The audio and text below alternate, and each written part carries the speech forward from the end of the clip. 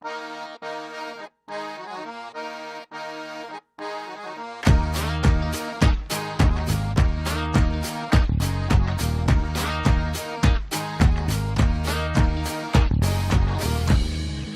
with me now. Come with me now.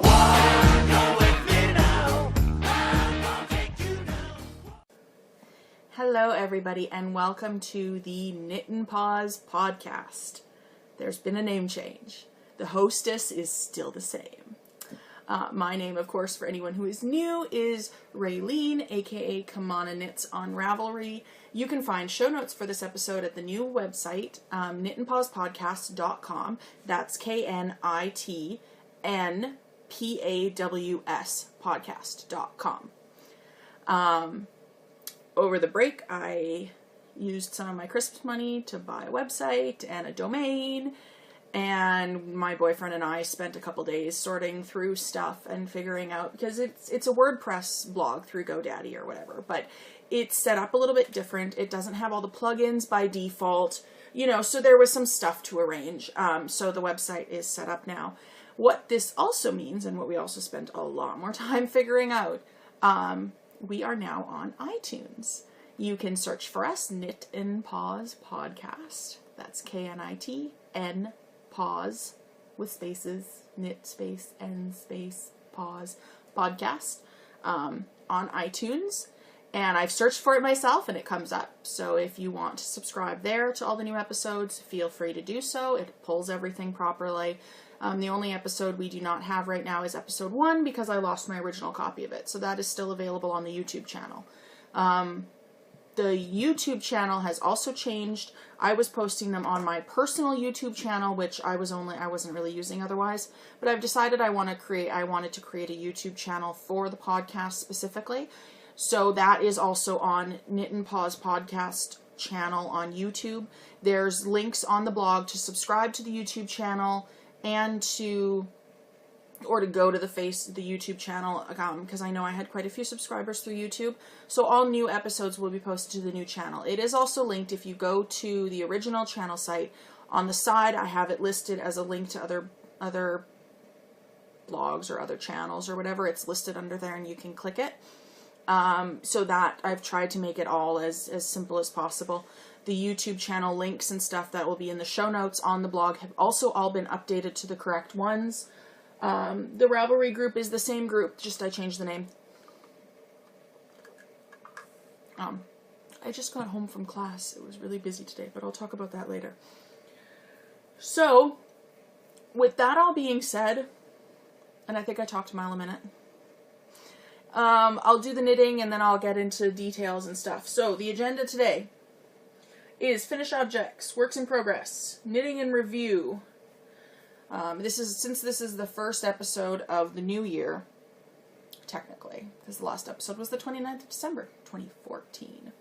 I decided to look through my whips and my stash and all that kind of stuff, and I'm going to do a little recap and talk about, I don't really do New Year's resolutions so much as, but there's some things that I want to focus on in the new year. So I'm going to talk about that a little bit. And then I have recent purchases, and then I'm going to talk about fostering, and our current foster dog is still the same one, but come on, she's adorable. And then I also wanted to mention that at the end of all episodes now, there will be a little slideshow with our past and whatever foster dog. Pictures of our past foster dogs. Most of them are professionally done, so they're really pretty. Stay and look. And then I don't think I have Mamba in the current one because we didn't have her professional pictures yet when I did it. So I'll be doing that as well. And then gaming, I guess, but I'm not really doing much of anything with that because school started. So we'll first do finished objects. Okay. So, the location has also changed, obviously. I'm sitting at my boyfriend's desk again this episode. And I was talking to him and I showed him that I tried it this way one time because I was talking about how when I record at my desk, I'm sitting like this. So then the window's over here and the light is also on this side of me.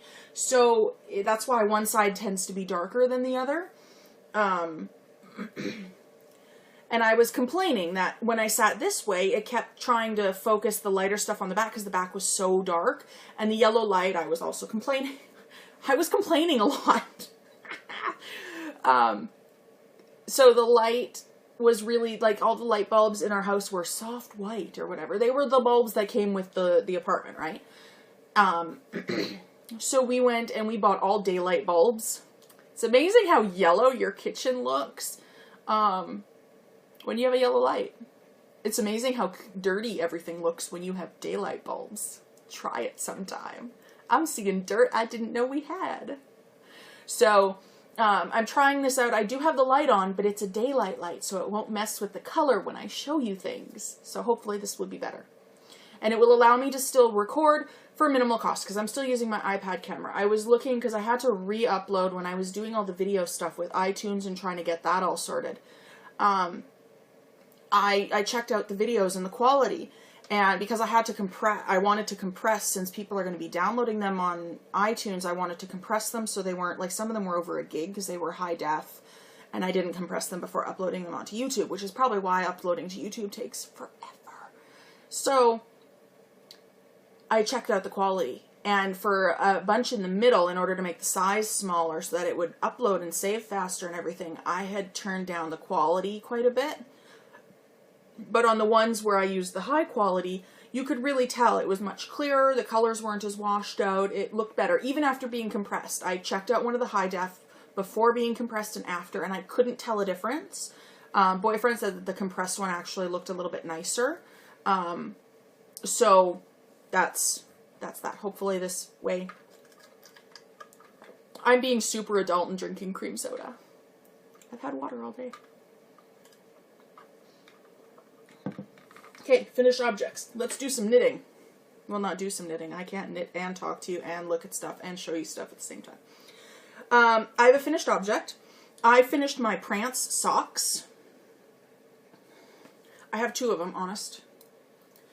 This yarn is Into the World. This was the July Club colorway called Prance. These are plain vanilla socks, 64 inches around, with a Fish Lips Kiss heel. Now, the heels I did slightly different. I don't think this is giving too much away, so I'm going to tell you, kind of, well, briefly. So in the pattern for the Fish Lips Kiss heel, whenever I do just the normal way the pattern says, this section is always too tight. Like at the hinge of my foot, this stretches quite a bit and looks lousy.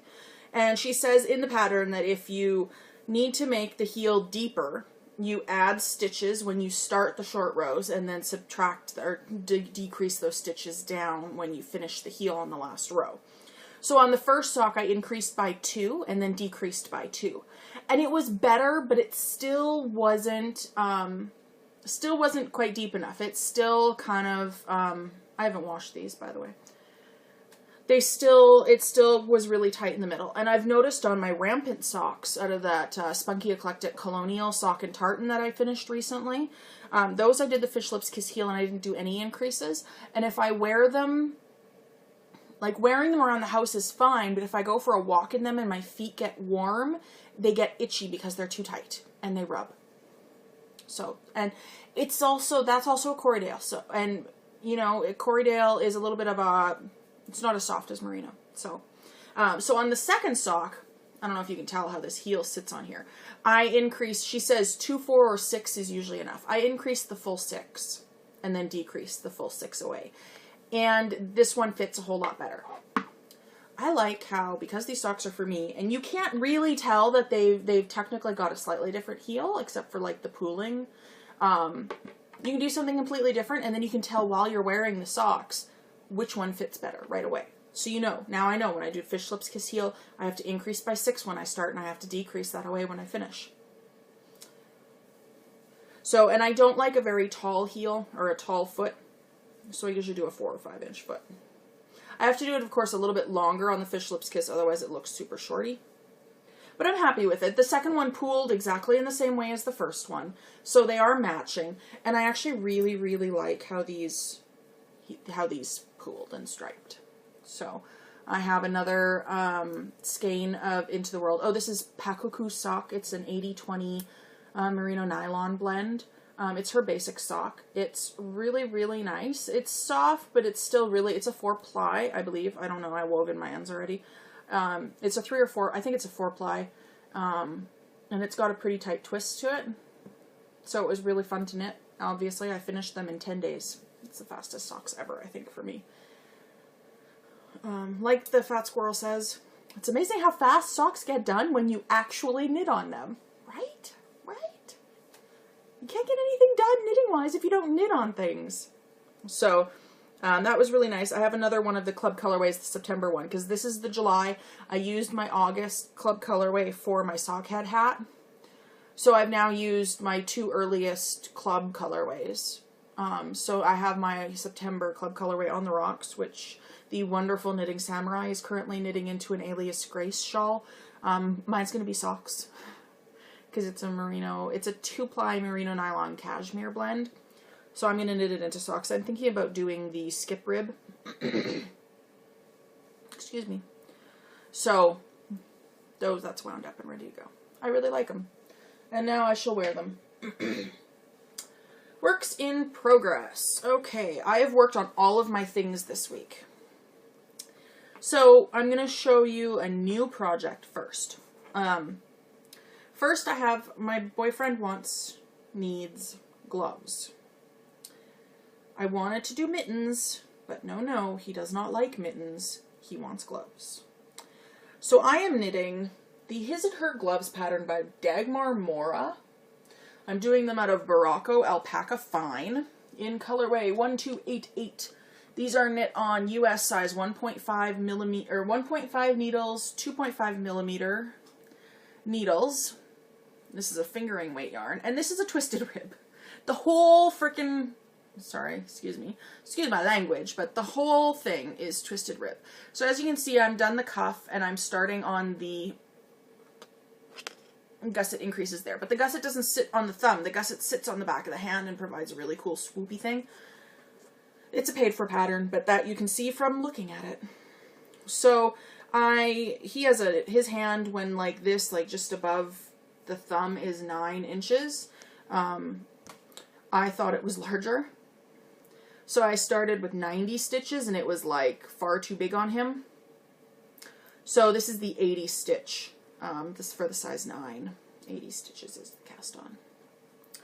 So I am kind of enjoying them. I'm not really a huge fan of twisted rib, but I do love the way it looks. So I'm hoping that once these get washed, they'll bloom a bit, because right now when you stretch it, you know, that's 2 layers and you can still kind of see through it. But it's an alpaca blend and he runs really warm anyway. So I don't think they'll be too cold for him, but it'll be nice for him to have an extra layer, especially when he's working with his gear. Because these have alpaca and the nylon content, I'm hoping that they'll wear well. Because he works with gear, and the gear, a lot of the gear has like metal handles, or it's metal on the, like a metal case, which is really cold when it's -40 outside with the wind chill, which it has been for at least the last week. So I'm hoping to get those done pretty soon. I cast them on last night, I think the night before, something like that. Earlier this week, slightly earlier this week. The dog's passed out. Dog went to doggy daycare today, so she's exhausted, thankfully. Alright. Next, I have the Banana Leaf Shawl by Yuki Ueda. I'm sorry, I'm probably mispronouncing that. So I have made quite a bit of progress on this. This has become my school knitting for now, but it's going to eventually get too big for me to take it in my little wee Girl Cave Bags bag. It barely fits in there now, so it's going to have to start staying at home, but it's really nice and easy to work on when I'm in class, listening, of course, to the lecture. So the tab thing is where I was last time I showed it. And this, of course, is unblocked. So I've made some decent progress on it. It kind of looks stripy. It kind of looks like a tabby cat almost in that lighting, which is fine. The darker grays and the yellows and stuff, they do kind of stripe. It's okay. It'll still be gorgeous once it's done. So I'm not super far into it. You can see I've just barely started the second set of stockinette increases. So yeah, that's going well. I'm not in a hurry to get this done. It's just kind of there. Like I said, it's been really nice for class knitting while I'm in class because it's super easy. There's just the decreases in the middle and increases on the end. It is a paid pattern, so I'm not going to say much more. And this yarn is super soft. It's kind of like Malabrigo lace. It's a skein. Oh, I guess I should tell you more about it. It's skein merino lace in Element. I got it in a D-stash. Her merino lace is discontinued. So it's a 1-ply lace weight. And it is very nice, and I am enjoying it very much. I'm concerned kind of about it getting pilly with use. I don't know if you can see that, but it's a little bit fuzzy already at the bottom. But, I mean, that's what a sweater shaver is for, right? And honestly, I can't see it getting that much use. It's like a scarfy thing. But we'll see. I'm kind of just knitting it to knit it. I like the pattern. The finished object will probably get stolen by somebody in my family. Probably my sister-in-law, to be honest. Because she loves gray. But she's also got a baby, so I'm not sure how much hand washing she'll want to do, and that's not superwash. At least I don't think it is. I don't believe it's superwash, but I could be wrong. The last project that I have on the needles is a sweater. I am working on the Pomme de Pin by A.B. Christophers in Barocco Ultra Alpaca Light in the Peat Mix colorway. I don't know what number colorway that is. I'm doing this on US size 5, that's 3.5 millimeter needles, and I have gotten quite a bit done, as you can see. Last time I actually showed it, I was like half a repeat into the lace, and now I've done a whole bunch more. I don't know how well this lace is going to actually show, because this is a pretty halo-y yarn. But I don't care. I'm enjoying it. I'm a little bit worried about the length at this point. It says you're supposed to knit for 17 inches, but is that 17 inches unblocked or blocked? Unblocked? Blocked. Unblocked? Blocked. Like, it's a super stretchy pattern. I don't know how I'm supposed to measure that. And I think I would want it the full 17, because my Graham cardigan by Cicely Gog MacDonald that I did in Madeline Tosh Vintage in Cove, it's probably the sweater that I wear the most out of the ones that I knit, because it has a zipper. And it's a really nice fall sweater when it's not warm enough, or it's not cold enough to wear your winter jacket, but it's too cold to go out without a jacket. So that's what I wore all fall. But it's only 16 inches, and I would like it a touch longer. Especially in the stomach, or in the front. So that's that. It's going. It's a bottom-up sweater, obviously. I don't need to tell you. I like how the fabric is, and I like this yarn. And I think it's going to look beautiful once it's done. It's not as blue. That's more accurate. Nope. Huh. The lighting's right there. That's accurate. That's looking very blue. It's not that blue. It's just a nice mossy greeny, and then it's got brown undertones to it. So this is about 4 skeins. These are 50-gram skeins, but this is how much I have of the 4th skein so far. And I've been winding the skeins because they're 50-gram skeins. I've been winding, this is 2 skeins right here. I've been winding them into one cake for 2 skeins. Because I've got like, I think I had started with like 14 skeins or something. So because the cakes were so little with just 1 skein in them, I did it in 2. It is living in my bird leg bags, Foxy bag. I guess I should have shown which bag my my gloves were sitting in, but I haven't bought any project bags in a while, so it's just the same ones, right? This is also my bird leg bags, rainbow bag. And then Girl K bags. With her cute little buttony button. See, right there. Huh. That's all the knitting I have.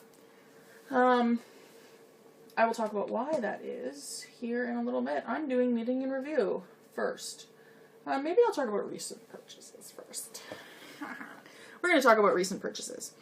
So the first thing I bought is not actually yarn, but it is knitting related, so I shall show it.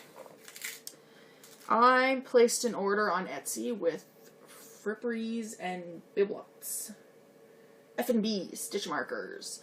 Tanis from Tanis Fiber Arts featured them on her blog just before Christmas, and so I was overcome by, I don't know, I bought some. So with some of she has sets. She has Christmas ones right now. So, sorry, I'm just having to pick them out a little bit. I bought the Rudolph Christmas set. So you get this little clasp crab claw pin. And Rudolph has a little red nose. Oh, you can't really see that well.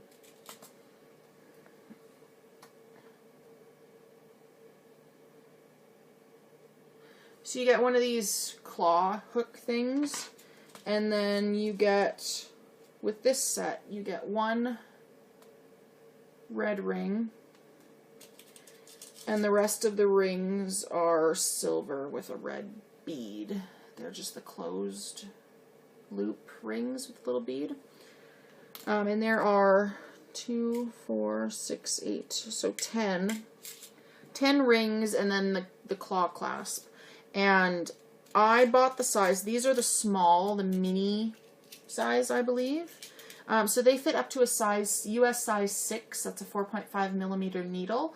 And I did that because I use usually a size 6 or smaller. It's rare that, I mean, I do use up to a 7 or an 8, but I really never use anything bigger than that. Because my stash, it goes like this. Lace, stock, DK, worsted, bigger. I don't really have anything worsted than a bigger worsted. I don't have anything bigger really than a worsted or Aran weight, maybe. And my worsted bin is like a little teeny weeny Rubbermaid. I don't have a whole lot of it. The other kind of stitch markers that she does, which is kind of what I was going for, and then I was lured by the Rudolph. I'm not even really that into Christmas, but come on. It was adorable. She does these solid silver,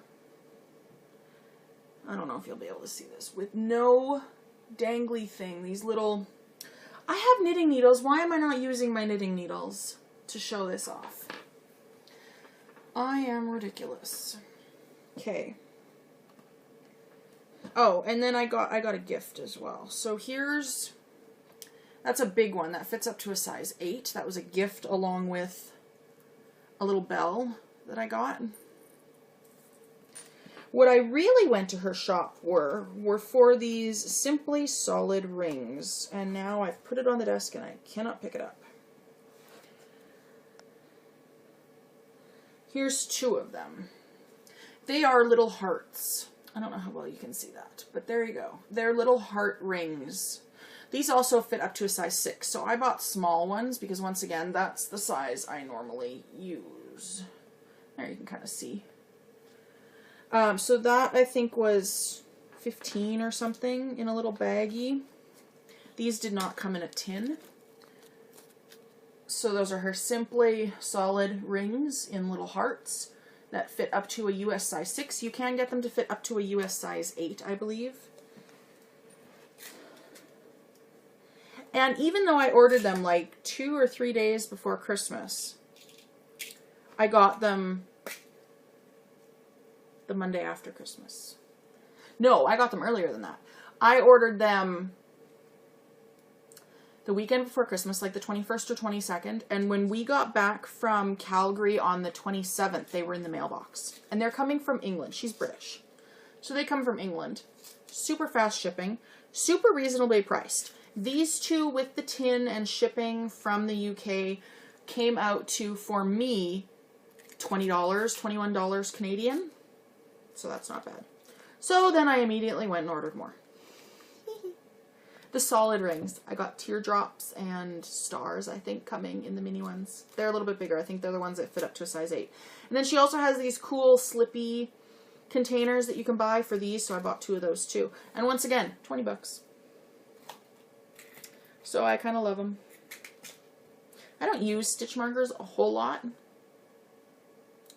but I don't like dangly. I'm learning that I find dangly stitch markers annoying because they take time to move over, because you have to, it's a stupid reason, but whatever. That's what I'm going with. So that was my first purchase. The second purchase was yarn. I saw on the Sweet Georgia ISO D-Stash thing, somebody had posted that they owned a yarn store and it was going out of business, so they were having 35% off, and they still had some Sweet Georgia left.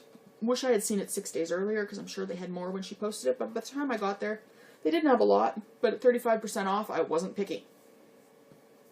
So I got a skein of Sweet Georgia yarns, because I like me some Canadian yarns.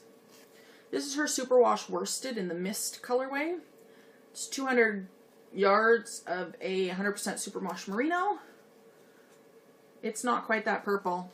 It looks gray, really, in normal light. It looks gray. But it is purple. It's a purpley gray. Very gray purple, if that makes sense.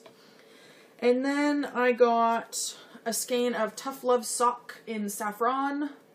425 yards of a Superwash Merino nylon 80/20 blend, because I love me some sock yarn, and her Tough Love Sock is awesome. I wouldn't normally get yellow, but once again, this was the only color they had left in sock, and I wasn't about to be picky.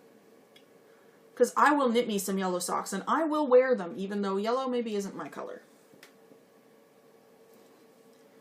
It's a rich, really rich, buttery yellow. It's very nice.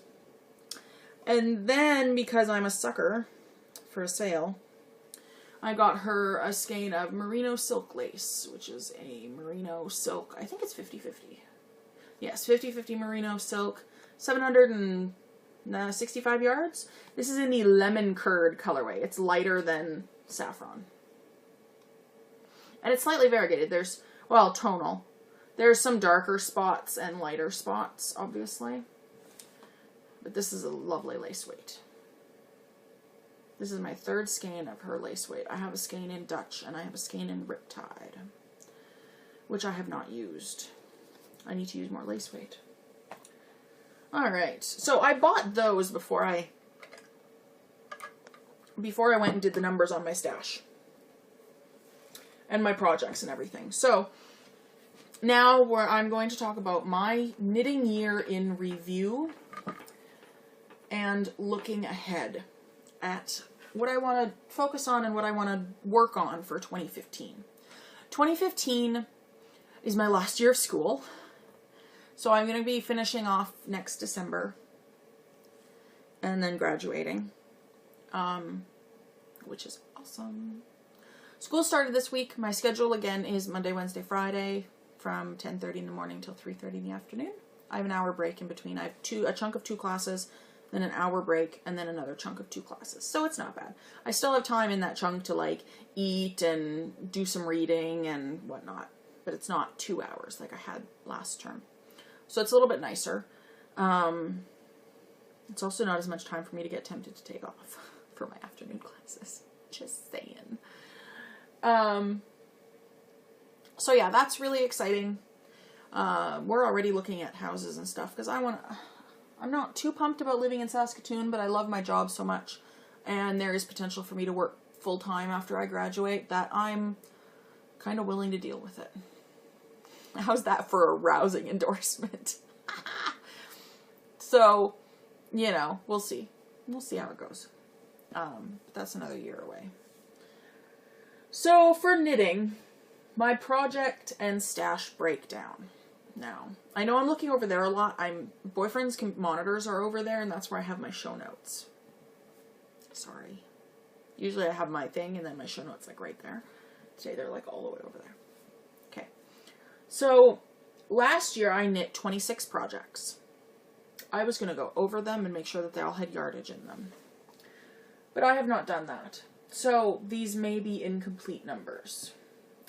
And I'm on my boyfriend's computer, so I'm not even going to worry about it right now. So, the numbers that I have, which could be wrong slightly, because I may not have entered in the yardage for some of them. Because I had a period where I wasn't weighing my skein once I was done knitting. So some of them may have one skein when really I only used whatever, or might not have anything at all. I don't know. So according to the information that I have, I knit 13,296 meters of yarn, because that's what Ravelry calculates at it, because I told that I calculate yarn in meters and grams. Which is not entirely true, because when I look at yardage, meterage, I look at yards, not meters. I say that I have 765 yards of this lace weight. And she doesn't even have the meters on here. And she's Canadian. What does that tell you? Oh, we're funny people.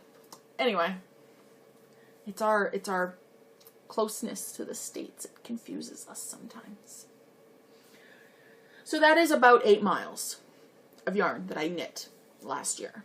That includes 3 full-size sweaters for myself. That's quite a bit of sweaters. 1 baby blanket, which used about 1,000 meters. That was the first ever baby blanket I had done. It was also the first modular project like that with the squares, because it was the Vivid blanket. That was the squares that you then seam together. I think it worked okay. And 8 pairs of completed socks. I don't know how that compares to last year. I didn't look further back than that. I know I did not knit as many socks because I knit a lot of shawls this year, surprisingly. I don't wear a lot of shawls, but I knit a lot of shawls, like big shawls. Like the my shawl for the Ravelry Worldwide Shawl Swap, International Shawl Swap thing. I can't even say it. That finally got there today. Was over 1,000 yards of lace weight. So, and then my Color Affection was close to 1,000 yards of fingering weight. So, you know, my stash, I acquired 19,570 meters. So that's about 12 miles of yarn acquired. I knit 8, I acquired 12. So I really acquired 4.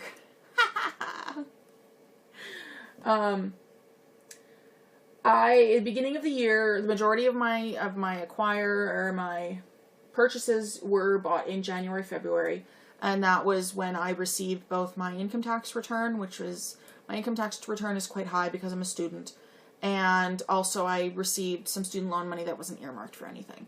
And that includes multiple Loopy U Woolmize update catches. So that will have to probably stop. It's okay. Impulsiveness isn't maybe.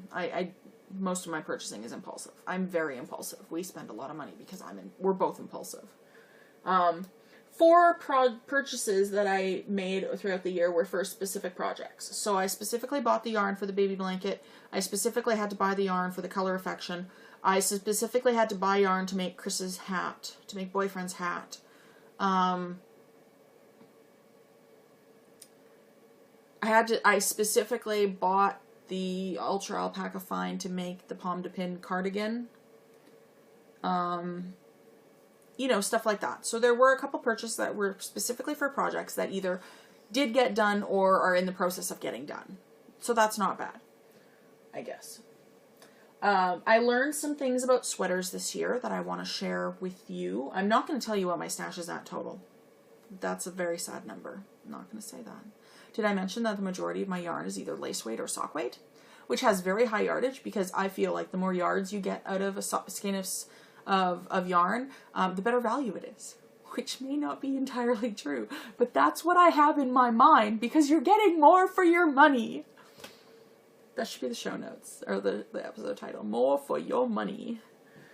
Anyway, so things I learned about sweaters. I learned that set-in sleeves are best. I knit a featherweight. I never wear it. Never. Because it slides off my shoulders. It doesn't sit nicely. It doesn't stay nicely.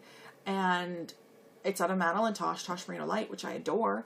And I never wear it. And I thought it was because it was an open front cardigan, which don't really sit nicely on me because I got the giant boobs, right? So they don't sit nice like this. They automatically kind of come around and cup the boobs.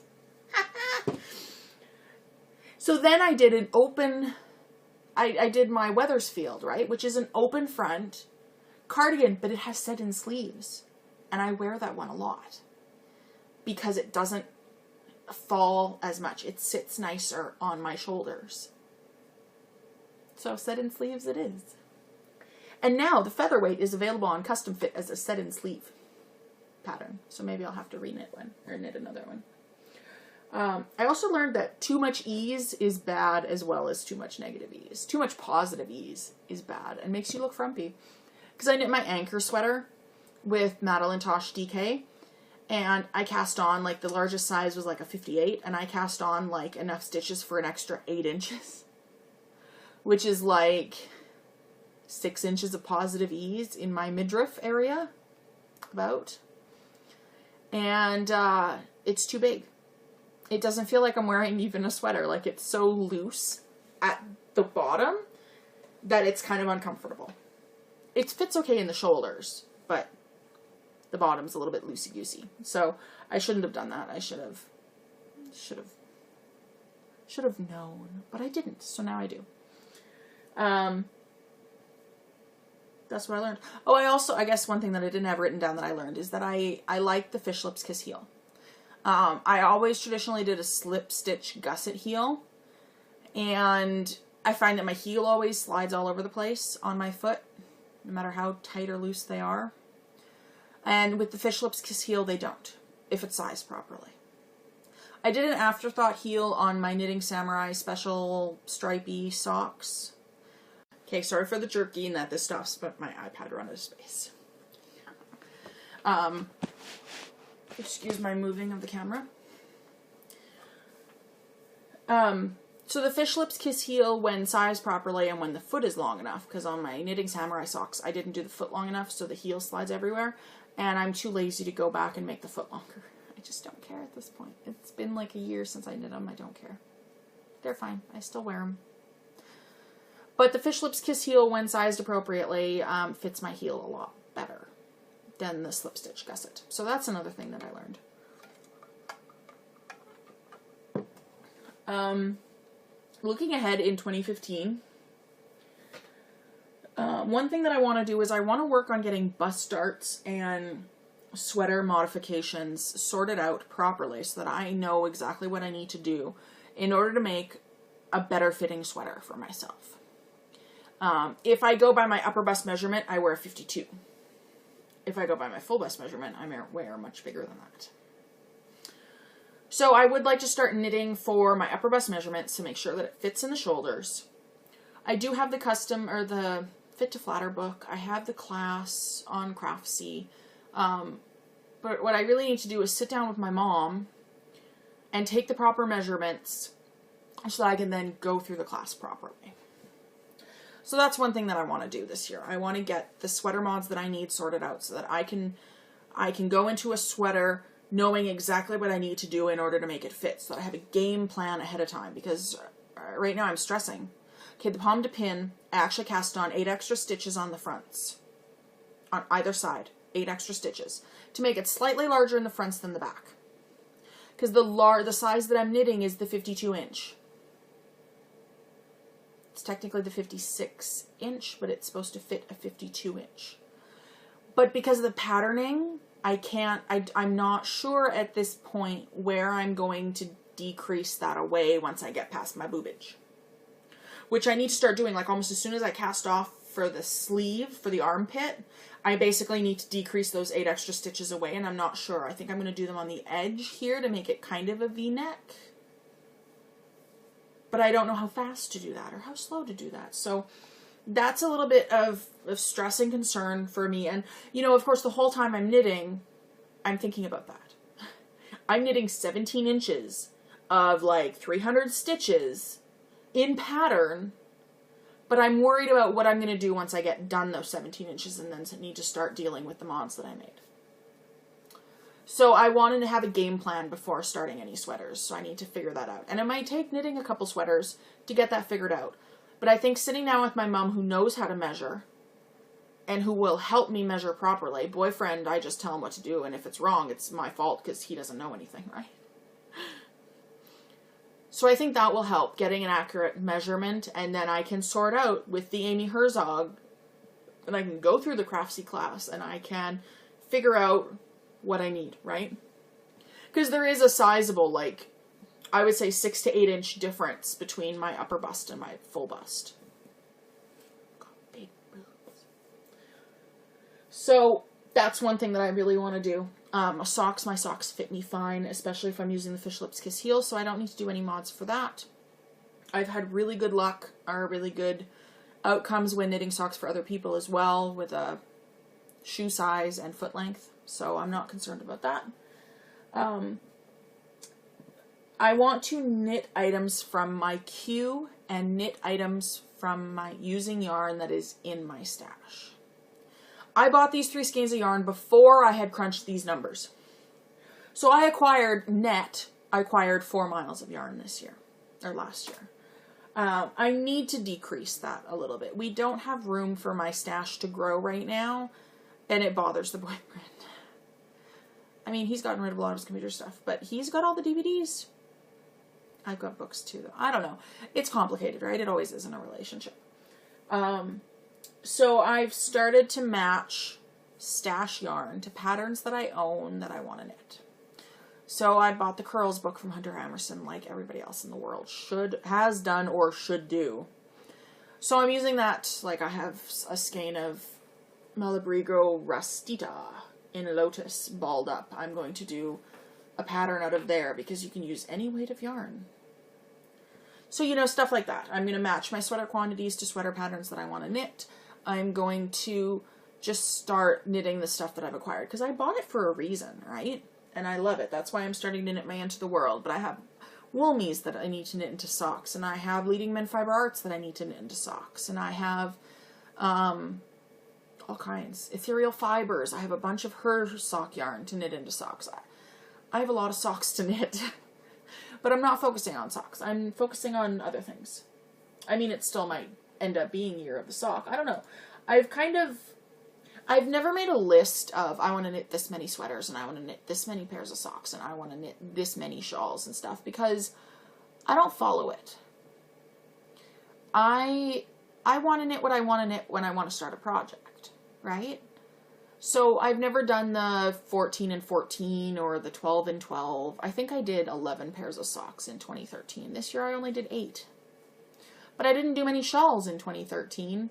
And I made a baby blanket, and I did 3 sweaters in 2014. And I only did like 1 in 2013. I think I finished my featherweight, which had been sitting on the needles for a year. So, you know, as far as that goes, I don't tend to make numerical goals of I want to knit this many of a certain type of project. Right now I kind of want to knit socks, but I also have been working on my cardigan quite a bit. I don't like to have a lot of, this is all my works in progress. I don't have anything hibernating on the needles, and I rarely ever do. Sometimes it'll sit aside while I do other stuff, but I come back to it and I clean it up quickly. Like my pomme de pin has been on the needle since early October. That I did the ribbing in like 3 rows, and then I did other stuff. I had Christmas stuff to do, and, you know, and now I'm back to it, and I've made a lot of progress. So that's why that. So I have more generalized knitting goals. I would like to knit at least another 8 miles of yarn this year. I would like to technically knit more than that. And if I know about the couple of sweater quantities I have, I will be in a good position to potentially do that. Since the sweater for me is about 2,000 yards. Depending on the sweater, of course. So, that's one thing that I'd like to do. And that's why I'm doing matching, going through patterns that I want to do and seeing what I have in stash that can work.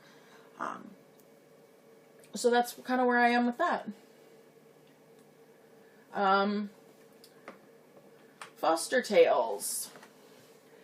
As I mentioned earlier,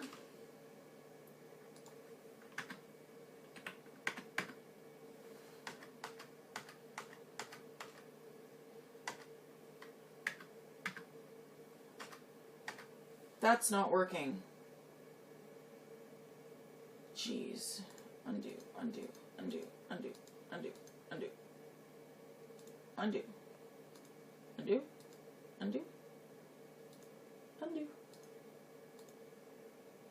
I'll deal with that later. Sorry. As I mentioned, we still have the same foster dog. Mamba is a sweetheart. I keep saying to Chris that we should keep her, and he keeps saying no. So, because we just have the same dog, and nothing's really happened, I brought her to doggy daycare today. That was one thing I was going to talk about. I was going to discuss the benefits of fostering for the foster family. Because in addition to the benefits for the rescue and the benefits to the dog of being in a home with people and, you know, being part of everyday activities, and the benefits to the community because these dogs obviously are not on the street, they're not procreating, etc. You're providing a service to the community, you're providing a service to the dog, you're providing a service to the rescue itself.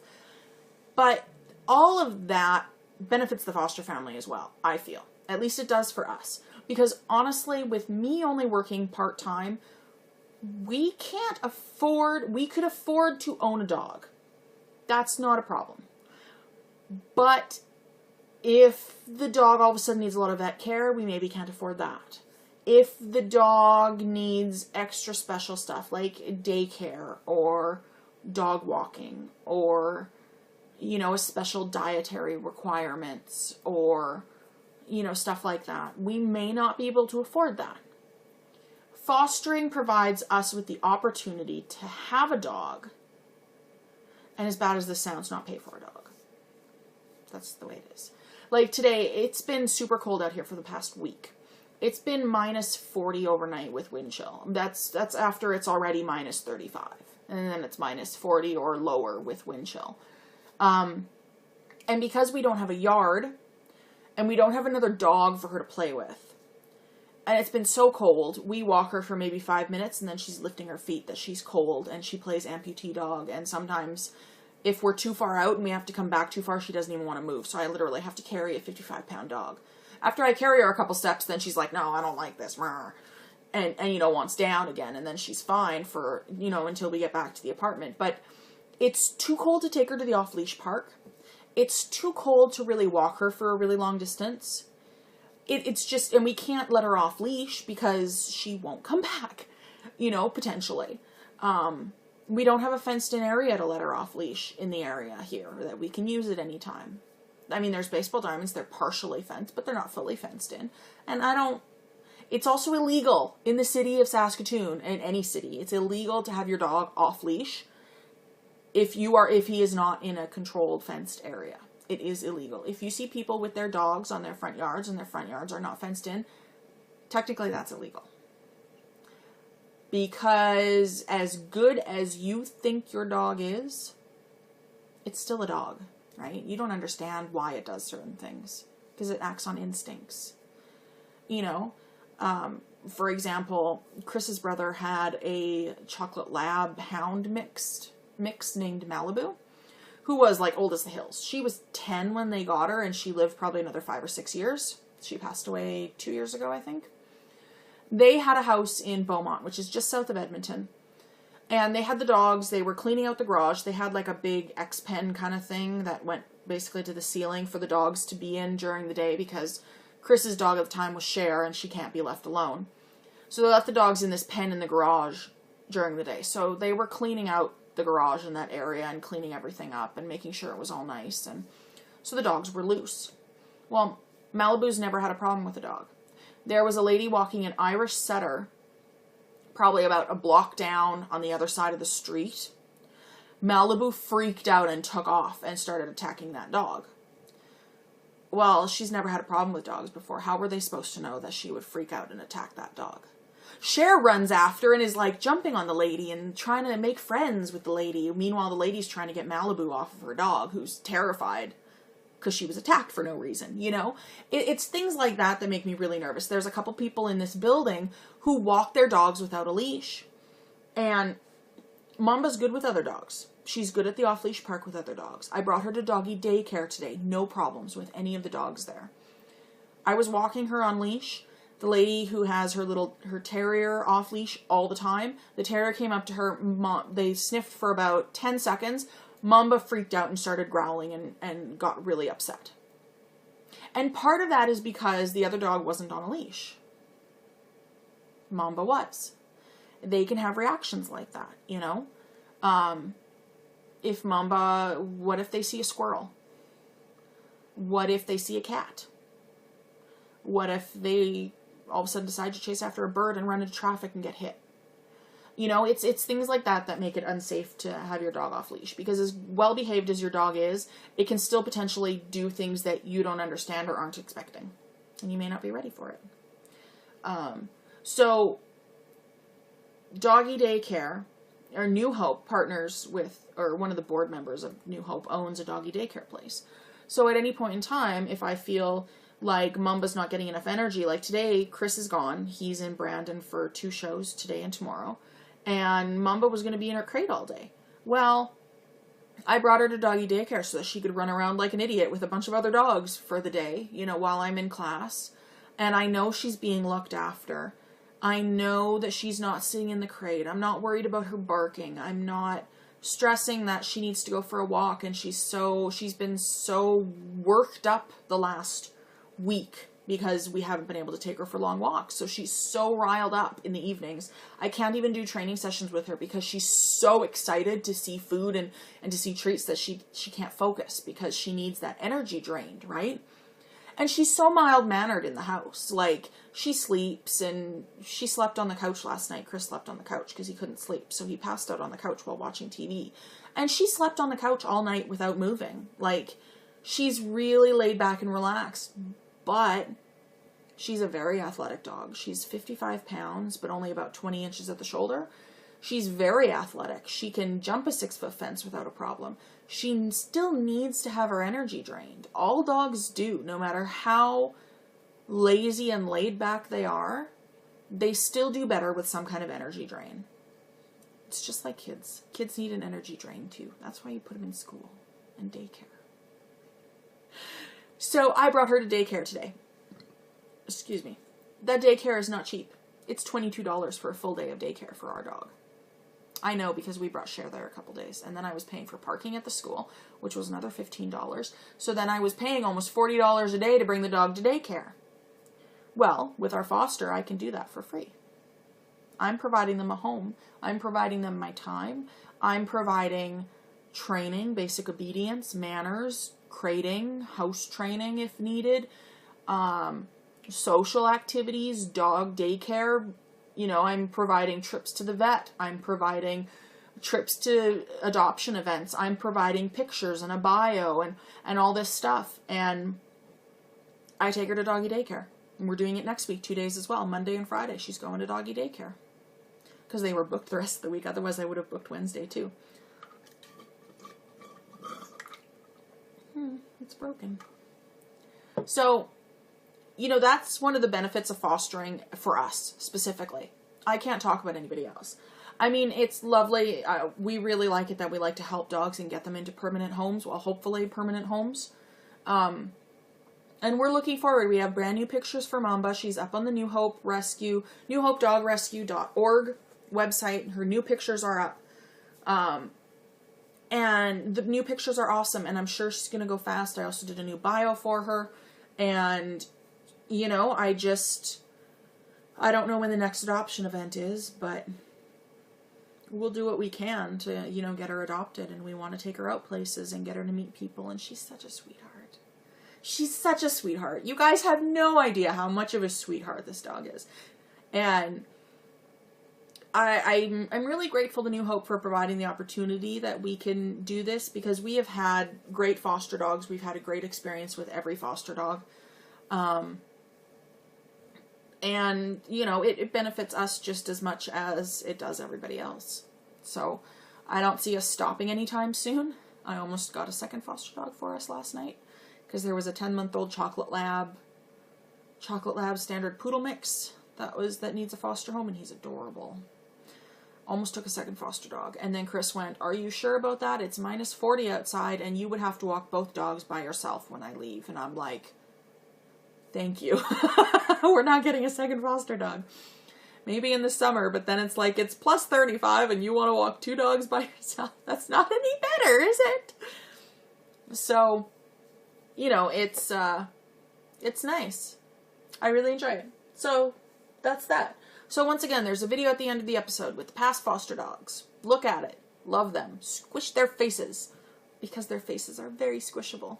So, Gaming, not really a whole lot going on. I haven't had time. I've been in school or work or knitting. I'm still playing Facebook games like Family Guy, Quest for Stuff, Simpsons, Tapped Out. I bought some Facebook games. I bought some Final Fantasy iPad appy things like Final Fantasy 3, 4, and 6 and Tactics. And then a game called Banner Saga for Christmas. I got an iPad gift card or an iTunes gift card from my boyfriend for Christmas. So I've been playing that. I actually haven't touched Inquisition really for the last 2 or 3 weeks. I don't know, maybe it's just not my game. Kind of makes me sad. But that is... I think that's everything. Subscribe to iTunes. Leave a star rating or a review. That would be cool. I've never had a written review before. You could be first. Spread the word. Share us. Like us. Do I sound like I'm pandering? I'm not. I'm not trying to. There are all the buttons on the website to share via Twitter, subscribe to YouTube. You can search for us on iTunes. You can share on Facebook. You can do all of that kind of fun stuff. There's the Ravelry group. Join that. There's not a whole lot of discussion going on. I'm sorry. That's okay. There's things. If anybody would like to knit along with any of the stuff that I'm doing, not that I'm doing very much interesting things. I'm going to join for the Curls ebook. I am joining the Hunter Hammerson is the author, the designer. And she is doing a year-long or longer knit-along for that pattern book, and I will be joining along in that. It starts on the 15th of January, and there will be prizes from her. So, definitely, if you're interested in knitting any of those patterns, keep that in mind. Visit her Ravelry designer group, which is Violently Domestic. And that is it. Have a lovely 1 to 2 weeks. We'll see.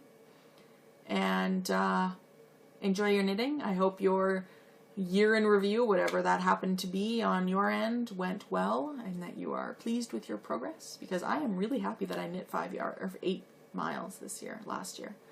I didn't knit that much in 2013. I only knit I think I knit 9,000 meters in 2013. So I definitely knit a lot more in 2014, and hopefully that will increase. So I will talk to you guys later. Okay, bye.